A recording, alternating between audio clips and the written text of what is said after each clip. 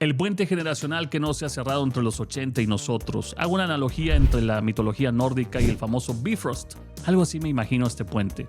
Llevo varios años analizando y tratando de exponer por qué hoy día, por alguna razón que desconozco, se abrió una especie de puente generacional entre la década de nuestra infancia y adolescencia, los entrañables 80, si eres contemporáneo como yo, de los 50 años, y los jóvenes del presente. Hoy vamos a tratar de resolver este gran enigma, así que bienvenido de Escucha a Escucha.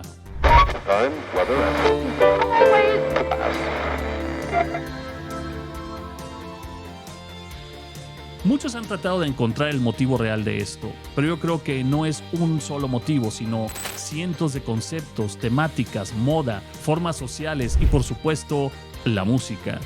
En este último tema de la música, los 80 nos brindaron una de las más amplias gamas de géneros, innovaciones y narrativas sonoras que nos fue arraigando cada vez más a nuestra década dorada.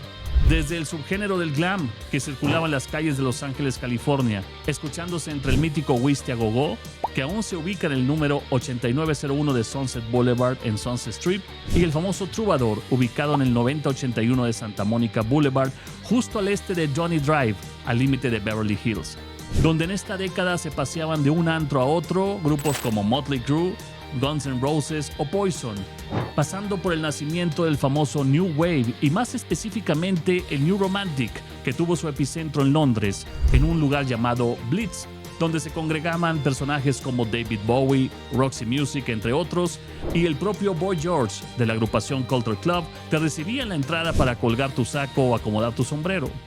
Por supuesto, esta década también es la entrada del movimiento alternativo. Sí, situado geográficamente en ciudades como Manchester, de ahí el mote del sonido Manchester, y sus icónicas bandas Joy Division o The Smiths, entre muchas otras que se crearon en el periodo post-punk de la música. Aunado a la música, los 80 tuvieron una detonación en el cine sin precedente, con grandes franquicias de películas que vimos por primera vez en los cinemas, cuando no había asientos asignados y te sentabas según cómo ibas llegando a la sala. Y nos deslumbraban obras cinematográficas como Volver al Futuro, La Guerra de las Galaxias, Rocky y las famosas Pesadilla en la Calle del Infierno, Viernes 13 y muchas más. Pero por si fuera poco, la moda tuvo también sus destellos en esta década mágica, entre los pantalones prelavados, los tenis de triángulos, los colores fosforescentes y los peinados con mucho, pero mucho spray.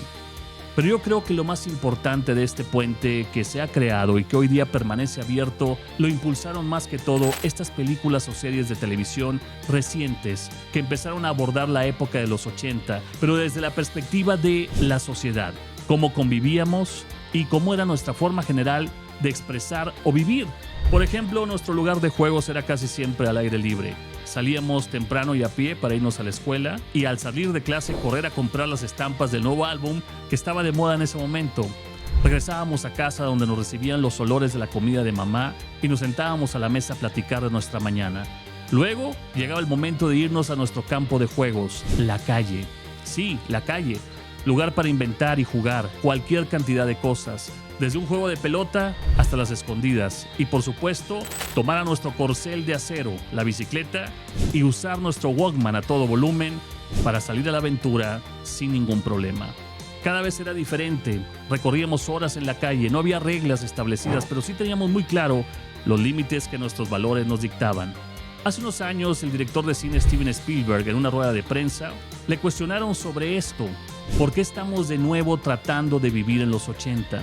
Y él comentaba el porqué de esta nueva especie de identidad ochentera de las nuevas generaciones y proponía que se debe a muchos factores, pero el principal era nuestra forma de vivir y convivir. Él teorizaba de la siguiente manera: creo que sentimos nostalgia de los 80 porque fue una década libre de estrés. Todo era bastante inocuo.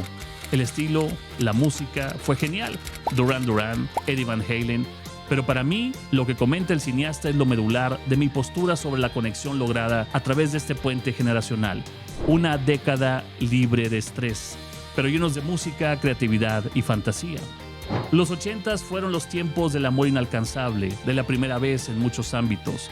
Los primeros en ver a Darth Vader decirle a Luke Skywalker que era su hijo. Lo vimos en vivo y salimos de las salas vueltos locos por el tema. La primera vez que un niño de nuestra edad besaba a la compañera más guapa del salón en esta escena de la película E.T., el extraterrestre, donde E.T. se enlaza de manera telepática con la mente de Elliot, el protagonista de la película, y lo hace atreverse a besar a esta niña en medio de la clase. Algo que también nos impactó en ese momento y que no acostumbrábamos a hacer. Pero de estas sensaciones y destellos hay muchos, la mayoría guardados en nuestra mente y corazón, pero también son parte de la memoria colectiva que nos vuelve a conectar. Lo común en nuestra querida y añorada década de los 80 era eso: vagancia total, fraternidad, exploración, descubrimiento y sobre todo asombro. Nuestras pláticas en la esquina de la cuadra iniciaban con un tema real y terminaban con las mejores mentiras contadas por algún amigo, pero que nos encantaba escuchar. Y de pronto nos caía la tarde y nos llegaba la noche y todos sabíamos que debíamos regresar a casa. Parecía una especie de rutina, pero créeme, era todo lo contrario. Cada día lo vivíamos hasta el límite y de alguna manera el siguiente día lo hacíamos totalmente diferente. Me intriga mucho cuando jóvenes o hasta niños me preguntan: ¿en serio salían todo el día a la calle? ¿En serio no pedían permiso y solo avisaban? ¿En serio eran tan estrictos sus papás con ustedes?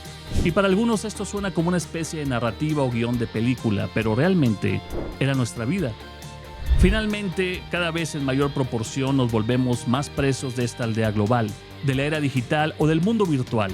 Pienso que este puente generacional lleno de anécdotas, de sueños y fotografías de nuestra historia personal lo podemos ampliar más, compartiendo con los que están a nuestro lado, los que empiezan a vivir y experimentar que la sabiduría proviene de los abuelos, el amor de la familia y la fraternidad de los amigos.